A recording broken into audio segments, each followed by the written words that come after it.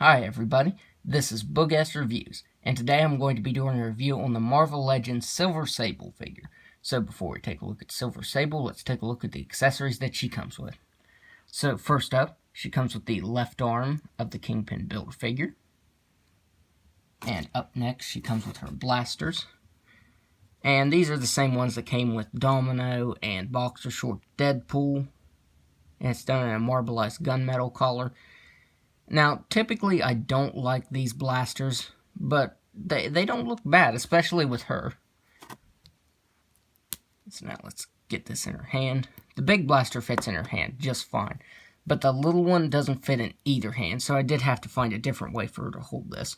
So what I did is I just pushed the trigger down to these fingers, and that's how she can hold it.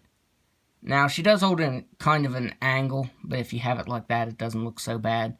I'd rather have her holding it just a little bit cockeyed than lose it out of her hand because she can't hold it. So now let's take a look at her head sculpt. So I really love this head sculpt. I'm leaning towards this is probably my favorite figure out of the wave. Her silver bandana didn't get painted on all the way, which doesn't bother me. I mean, that's a simple fix. I can fix that pretty easily. The hair has some really nice sculpt detail to it, and that is brought out even more by this wash of blue she has. And this is what Black Cat should have used, is that wash. Now, as you can see, the top of her head doesn't have it, but the bottom does right here, like in the middle to the bottom of her hair. And that really doesn't bother me. I'm just glad that we got this wash over it, because it looks really nice. Now, the right eye on mine, if you look, it's kind of leaking out just a little bit, but it doesn't look too bad. Now, she also uses the Lady Deadpool body, and I hated that body because on Lady Deadpool, mine had a bunch of errors to it, and the articulation was pretty stiff, and they fixed it with this one. Like, the straps this time, they're done in like a grayish color. I guess you could call it, it's not really silver. Like, this is silver.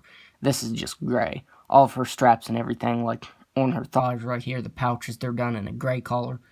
But I really like the color that Hasbro cast her in, that marbleized silver color. It's kind of dark silver, and this line right here is light silver.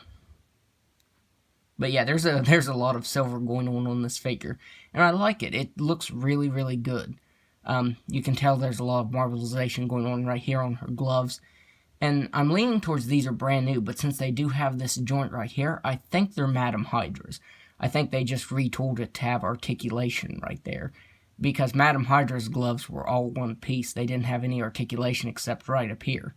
So I think they're just Madame Hydra's gloves. They just retooled them. I could be wrong about that, but I'm pretty sure just because of that joint right there. Now, one thing that's weird is right here below her knee, it gets really dark. It's darker than the rest of her, because as you can see, it's got that light marbleization to it right here, and then it's just really dark right here above her knee, or below her knee, I mean. And I mean, it doesn't look bad. I'm just wondering why it looks like that. And then looking at her boots, there's some more marbleization, and it just looks really good. I can't get over how good the figure looks.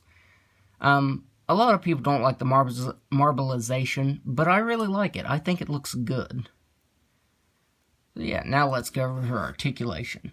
She has a ball-jointed head that can look down all the way, and it can move back slightly. But the hair does get in the way of that. It's pretty stiff. She has ball-jointed shoulders that can move out that far. She has single-jointed elbows that can move in that far. She has a hinge on the right wrist that can move up and down, and side to side. She has swivel on the left wrist that can move up and down and side to side.